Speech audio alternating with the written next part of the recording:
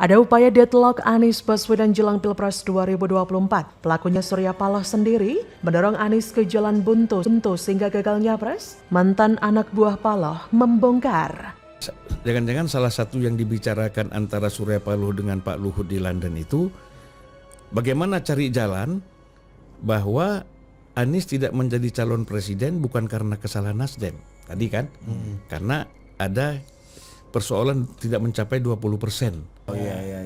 Akhirnya apa? Bukan salah kami dong. Oh, artinya bukan kami yang tidak mau mencalonkan Anies, tapi situasi circumstancesnya yang Anies ini dibuat bagaimana caranya tidak bisa maju. Wah, ini dealnya kan luar biasa kan? Oh, artinya pertemuan dengan Pak Luhut itu upaya untuk meninggalkan Mas Anies atau malah membuka peluang baru untuk Mas Anies menurut Abang? Enggak lah, mana mungkin buka peluang. Makin jauh peluangnya itu. Makin dekat Anies itu ke Amerika belajar filsafat. Ex-Ketua DPP Partai Nasdem Zulfan Lindan lewat podcastnya di kanal YouTube Total Politik. Zulfan mengungkapkan skenario yang mungkin dipakai Paloh untuk membatalkan pencapresan Anies Baswedan.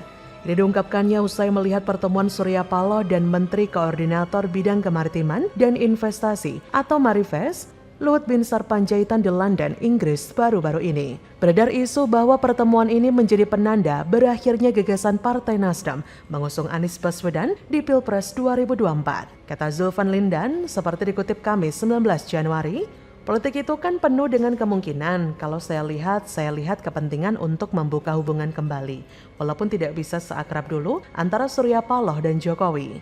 Surya Paloh tanpa diminta pun bisa jadi belok. Setelah dia lihat Anies ini nggak mungkin juga karena Demokrat belum selesai, kata Zulfan Lindan. Dalih pertama yang akan diungkit adalah sulitnya memenuhi presidensial threshold 20% untuk mencalonkan Anies. Padahal hal ini bisa dengan mudah diusahakan oleh Nasdem. Kata Zulfan, salah satunya dengan menjadikan AHY sebagai wapres. Selesai. Nah mungkin PKS bisa deal yang lain. Tapi kan sampai sekarang keras, tidak ingin AHY. Sudah ditegaskan sejak awal wakil presiden diserahkan kepada Anies. Tapi Anies tidak bisa memutuskan dengan berbagai pertimbangan. Akhirnya kesimpulannya, Anies ini dibuat bagaimana tidak bisa maju, kata Zulfan Lindan. Nah, hal itulah yang mendasari Zulfan menduga ada rancangan skenario untuk membuat Nasdem tidak bersalah apabila akhirnya gagal mencapreskan Anies. Kata Zulfan, orang tahu Demokrat minta AHY adalah calon wakil presiden karena Demokrat mengatakan demikian. Dari pihak Nasdem mengatakan kami nggak setuju. Ini kan jadi nggak ketemu. Akhirnya apa? Bukan salah kami dong kalau batal mencapreskan Anies. Padahal di mata Zulfan, AHY ini memenuhi berbagai kriteria sebagai cawapres ideal untuk Anies. Seperti AHY yang memiliki partai dan elektabilitasnya tergolong baik. Kata Zulfan, kalau dilihat dari sudut itu kayaknya ada upaya untuk deadlock. Nah ini nggak boleh terjadi. Yang jadi korban siapa? Ya Anies lah yang menjadi korban. Memang beberapa saat lalu sempat beredar kabar jika Surya Paloh siap mencabut capreskan Anies jika diperintahkan Jokowi. Jika berita ini benar, maka Surya Paloh dinilai ingin menyeret nama Jokowi atas kekeliruannya. Sebenarnya sih sah-sah saja dan itu adalah hak Surya Paloh untuk mengangkat siapa saja yang ingin dijadikan capres andalannya. Akan tetapi soal pencapresan ini pun tak bisa dihindari dari rakyat. Apakah banyak rakyat yang mau memilihnya ataukah justru banyak yang sudah muak? Sampai saat ini, Anies memang telah berusaha mencitrakan dirinya agar terlihat sebagai orang yang pernah berprestasi di DKI. Tetapi fakta yang terjadi tidak bisa terus-menerus ditutupi. Jadi ketika Surya Paloh mencapreskan Anies, pastilah kewalahan. Dan efeknya, elektabilitas Partai Nasdem pun jeblok. Surya Paloh dan Nasdem dikuliti setipis demi setipis. Nasdem pun dinilai sebagai partai yang tidak punya kader yang berkualitas pemimpin sehingga hanya comot sana comot sini. Nasdem bisa dinilai sebagai partai yang tidak konsisten dalam memperjuangkan demokrasi. Dan boro-boro, Nasdem pun akan dinilai sebagai partai yang tidak terlalu memikirkan rakyat. Nasdem hanya dinilai sebagai partai yang ingin menjadi bandar atau maklar bandar, partai yang hanya ingin cari cuan semata. Jadi kalau benar kabar yang beredar jika Surya Paloh bersedia mencabut pencapresan Anies asal ada perintah Jokowi, ini adalah cara Surya Paloh agar nama partainya bisa naik lagi. Karena ternyata ia telah salah bereksperimen. Padahal kita tahu bahwa Jokowi kan tidak memerintahkan Surya Paloh untuk mencapreskan Anies. Justru Jokowi sudah bilang berkali-kali, ojo ke susu. Tapi tampaknya Surya Paloh meremehkan Jokowi.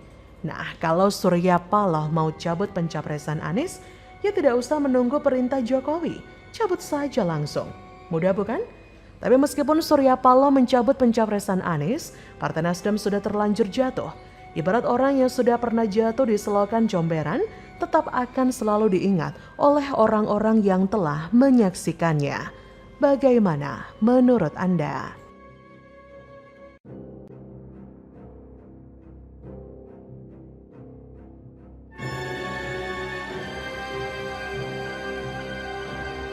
Modiar, maju kena mundur kena, Ketua DPRD beri peringatan keras ke Jakpro.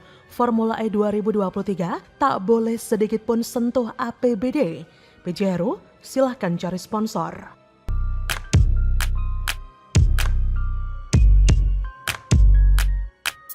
Penjelasan tentang komitmen fee harus dikejar ke Anies.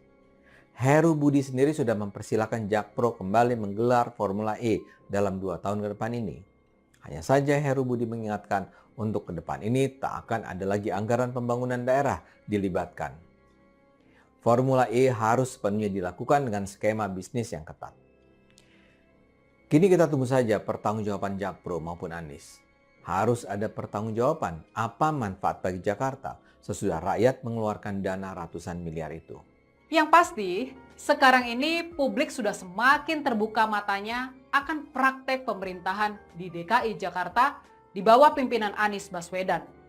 Banyak kasus korupsi yang terjadi dan nilainya tergolong fantastis. Dilansir dari laman merdeka.com, Ketua DPRD DKI Jakarta Prasetyo Edi Marsudi tak mengizinkan sumber pendanaan ajang balap mobil listrik Formula E 2023 menggunakan APBD. Pras meminta PT Jakpro selaku penyelenggara untuk mencari sumber pendanaan lain.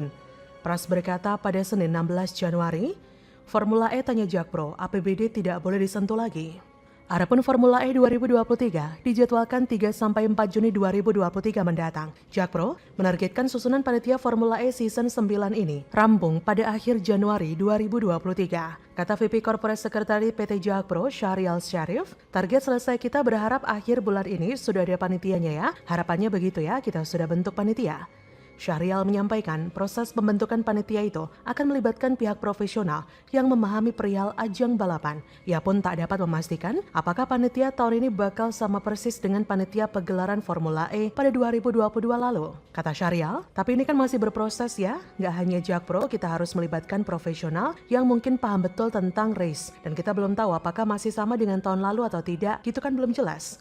Lebih lanjut, Syahrial menuturkan bahwa Ketua Pelaksana Formula E 2023 bakal ditunjuk usai terbentuknya susunan panitia dan konsep besar penyelenggaraan Formula E diselesaikan. Sementara itu, sejalan dengan Ketua DPRD DKI Jakarta, PJ Gubernur Heru Budi Hartono mempersilahkan BUMD DKI Jakarta, Jakpro, mencari sponsor untuk mendukung ajang balap mobil listrik atau Formula E 2023. Kata PJ Heru, ya silakan saja kalau sponsor mau monggo saja.